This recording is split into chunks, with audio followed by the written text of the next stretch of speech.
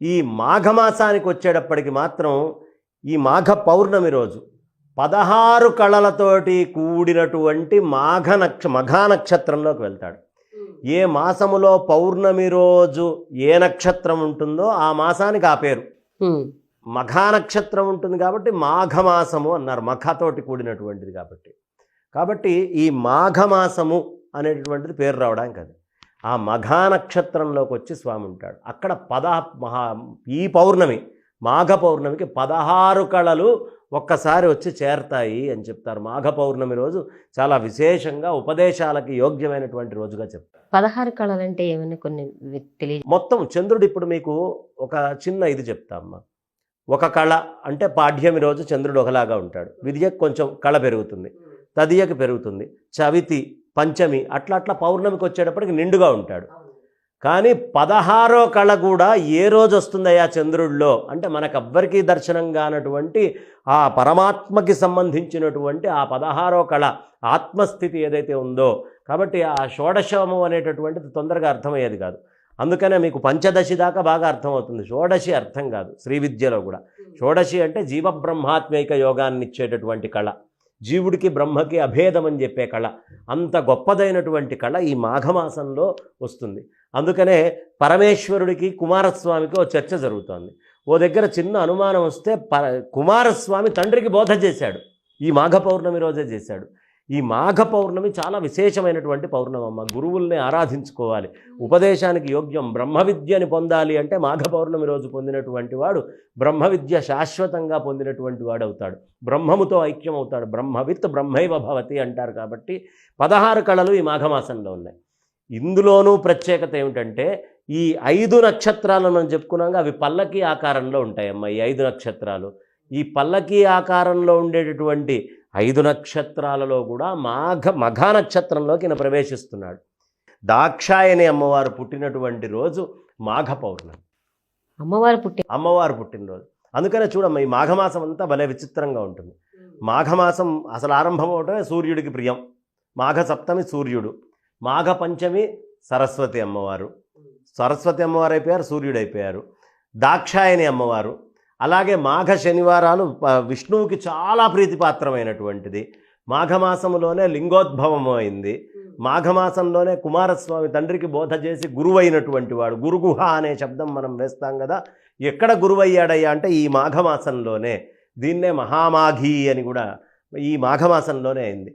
ఇలాంటి మాఘమాసాలు సూర్యుడిలోకి ప్రవేశించినప్పుడు, ఏది సూర్యుడిలో బృహస్పతి ఎప్పుడైతే ప్రవేశిస్తాడో ఆ ప్రవేశించినటువంటి బృహస్పతికి సంబంధించినటువంటి సమయం ఏదైతే ఉంటుందో ఆ సమయంలో మనం గోదావరి పుష్కరాలు అంటాం. సింహరాశిలోకి బృహస్పతి ఎప్పుడు ప్రవేశిస్తే బృహస్పతి సింహరాశిలోకి వెళ్ళినటువంటి దాన్ని అంటాం. ఈ మఘా నక్షత్రానికి అధిపతి ఎవరు? గురువు. కాబట్టి గురువు అధిపతి అయినటువంటి మఘా నక్షత్రంలో ఈ పుష్కరము అనేది గోదావరి పుష్కరం వస్తుంది. గోదావరి పుష్కరం మన ఒక్కళ్ళ దగ్గరే చేస్తామని మనం అనుకుంటాం, కాదు. గోదావరి పుష్కరం మన దగ్గర చేస్తాం. కుంభకోణంలో ఈ మహామాఘములో వచ్చేటువంటి దాన్ని మహామాఘి అంటారు. అక్కడ కుంభకోణంలో ఆల్వార్ ట్యాంక్ అని ఒక పెద్ద ట్యాంక్ ఉంది, 20 ఎకరాల పెద్ద ఇది. అది 10 లక్షల మంది పైన స్నానం చేస్తారమ్మా. ఆ రోజు నీళ్లు వాటంతట అవి లేచి వచ్చేస్తాయి. కోనేరు అండి, కోనేరు, పెద్ద కోనేరు, 20 ఎకరాల కోనేరు. అది వెళ్ళి స్నానం చేస్తారు. ఆ రోజు మాత్రమే ఆ నీళ్లు ఊరుతాయి.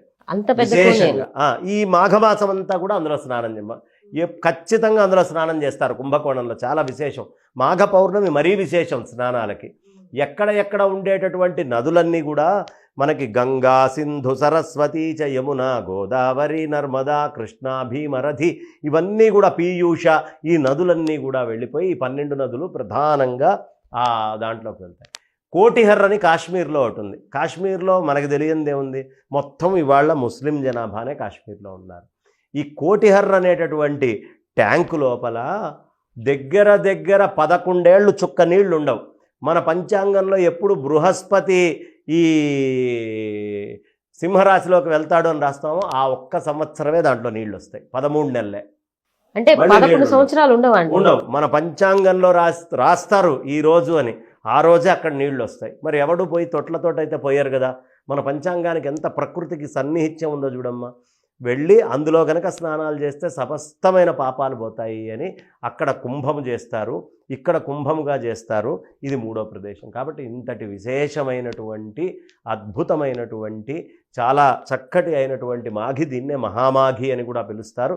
దీంట్లో వటసావిత్రి వ్రతము అనేటటువంటిది ఆచరించడం సంప్రదాయంగా ఉంది. గౌరీ వటసావిత్రి. ఏమిటి వటసావిత్రి అంటే, ఈ వటసావిత్రి వ్రతం ప్రత్యేకత ఏమిటంటే, ఆడవాళ్ళు వాళ్ళకి నెలలో ఒక 4 రోజుల పాటు రెస్ట్ లాగా ఉంటుంది. ఆ సమయంలో ఇంట్లో అన్నీ ముట్టుకొని, అగ్నిహోత్రాలని ముట్టుకొని తెలిసి తెలియక ఏవైనా చేసేటటువంటిది అలా చేయకూడదనేది వైదిక సంప్రదాయంలో ఉంది. వైదిక ధర్మాన్ని ఆచరించేటటువంటి వాళ్ళు అలా పొరపాటున ముట్టుకుంటే ఏవైనా దోషాలు ఉంటే ఈ వటసావిత్రి వ్రతం చేస్తే అది పోతుంది. అది ఈ మాఘ పౌర్ణమి రోజు ఈ వ్రతాన్ని కనుక ఆచరించినట్లయితే ఆ పాపాలన్నిటి నుంచి కూడా దూరం అవుతారు. అందుకనే లక్షవత్తుల నోము ఇవన్నీ చేస్తారు. లక్షవత్తుల నోము ఎలా ఫలితం ఇస్తుందో మాఘ పౌర్ణమికి చేసే వటసావిత్రి వ్రతము, గౌరీ వ్రతం కూడా అలాగే పాపహరి అని చెప్పి ఖచ్చితంగా పొద్దున్నే లేవాలి. లేచి గంగా గంగేతి యోబ్రూయాత్ యోజనానాం శతైరపి ముచ్యతే సర్వ పాపేభ్యో విష్ణులోకం సగచ్చతి అని గంగా అమ్మవారి స్మరణ చేయాలి.